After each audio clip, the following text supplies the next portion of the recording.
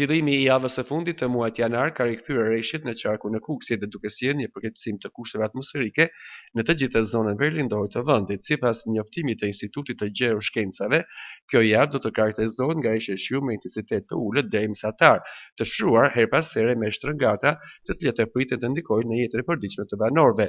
Në zonat të malore dhe në lartësitë mbi 900 metra mbi nivelin e detit, rreshtet do të jenë kryesisht në formë dëbore, duke rritur rrezikun për vështirësi në qarkullimin rrugor, veçanërisht në akset që lidhin zonat e thella rurale me qytetet e 3 bashkive të qarkut Kukës.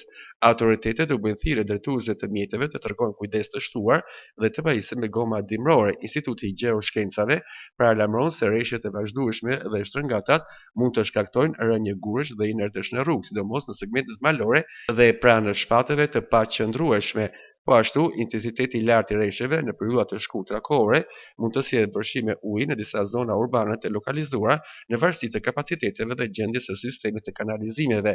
Situata kërkon vëmendje të shtuar nga struktura përgjegjëse dhe banorët, ndërsa rekomandohet shmangja e lëvizjeve të panevojshme gjatë momenteve me rreshje intensive dhe ndekja e njoftimeve zyrtare për çdo përmirësim të kushteve atmosferike në qarkun e Kukësit.